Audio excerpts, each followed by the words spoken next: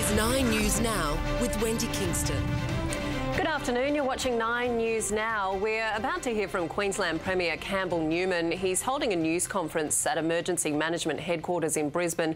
This is to give us the very latest on the flood crisis gripping the state at the moment. Now, as soon as that starts, we will bring it to you. There is a live shot of that news conference about to happen. Now, in the meantime, here's what we know at this stage. 2,000 homes have been inundated with floodwaters in the Queensland city of Bundaberg. There are also ongoing concerns this afternoon about the possibility of buildings being washed away there. The Burnett River is at record levels and it's heading towards an expected peak of about 9.5 metres any time now. We'll keep you up to date on that. We also know that Ipswich appears to have escaped major flood damage, which is great news. The Bremer River has peaked well below the 15 metres predicted. In Brisbane, some of the low-lying suburbs there, they have experienced some flooding. Flood levels, though, are now expected to be marginally lower than was first thought. Great news. The death toll, though, that now stands at 4. This is after a Brisbane toddler died in hospital after being hit by a fallen tree.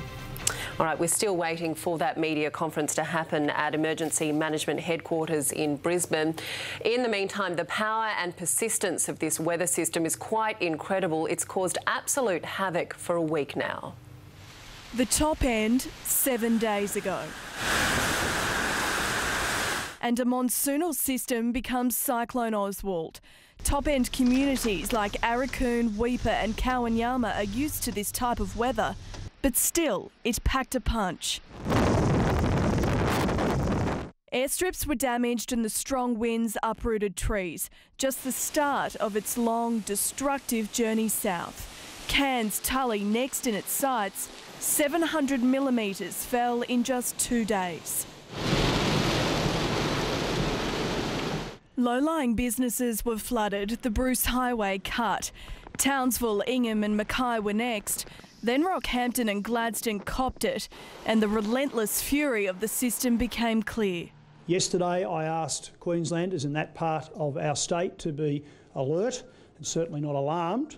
I must say today, though, that the situation has deteriorated. Residents evacuated in towns west of Gladstone. Dramatic rescues in Rockhampton. The wet then turned to wild. 5 tornadoes ripped through towns like Bargara and Burham Heads. Residents had no warning. They could never prepare for destruction like this. I heard windows going and the roof just lifted off. Everything's just gone. It's awful. The system then had Bundaberg in its sights, a city now facing its worst flood in history. Now 4,000 kilometres from where it first formed, Oswald has hit Gympie, the Sunshine Coast, Brisbane, the Gold Coast, Grafton. 4 lives have been lost. Today it's well over the border into New South Wales. It's hard to watch and even harder to comprehend. It's still hammering towns. Jessica Millwood, 9 News. Now we'll go to Bundaberg, which has become the focal point of the flood disaster in Queensland. 9's Ashlyn O'Connor is there for us. Ashlyn, what's the latest on the river level? Well, Wendy, the river level is currently at 9.5 metres. It has been sitting steady at this level for a few hours now, so everyone here in Bundaberg is waiting anxiously to see what it does next, to see if it has a little bit more to give or to see if the river has indeed peaked and if the water will start receding soon. Now, where I am right now, just west of the CBD, is one area that has been particularly affected by this rising river. Right near me is Bundaberg Base Hospital, and unfortunately the building there has suffered some significant damage. Some of the key units there have suffered flood damage, and talking to the staff there, they're extremely relieved that the decision was made to move patients out and move them to Brisbane, as the situation has worsened there throughout the day. Now, there is devastation everywhere you look. There are about 2,000 homes that have been affected. At the same time, it is quite spectacular, and there are locals coming out and about just wanting to have a look and see what it's all about. I had a chat to a few of them as they came out to have a look here at the bridge. Take a listen.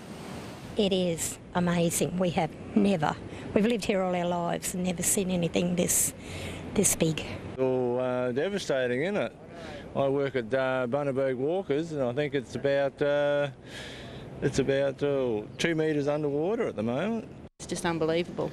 It'll be weeks and weeks before we get to row again. And it was a busy night for emergency services there as well. Absolutely. They started rescuing people throughout the day yesterday. They didn't stop until midnight last night. In total, more than 1,000 residents were rescued by helicopter yesterday. They started again today. They continued the job. A lot of the residents in North Bundaberg were caught by surprise by just how quickly the floodwaters were moving. So a lot of them did need to be rescued. Everyone was rescued safely. So it was an incredible job done by these people in the rescue choppers. All right, Ashton O'Connor there with the latest from Bundaberg. Thank you very much. We are still waiting for that news conference at EMQ with Campbell Newman. As soon as that starts, we'll bring it to you. In the meantime, we're going to go to Sydney. There has been a lot of rain in the past 24 hours. Actually, we'll wait for that. Campbell Newman's just arrived. Let's bring you that news conference now. Good afternoon. Over the last few days, and particularly today, I have seen Queenslanders at their best. They're not going to take this lying down. They're showing guts and determination, and together we're going to get through this. I stress, though, that everybody across Queensland has to get behind these people who've been affected by this disaster. They all need our support. Friends, neighbours, relatives, the person down the street, the little old lady that you just sort of say hi to when you're going to the bus. We've got to reach out and help them now. They need our help. And as the floodwaters go down, I'm really calling on all Queenslanders to get out there and rally behind these people.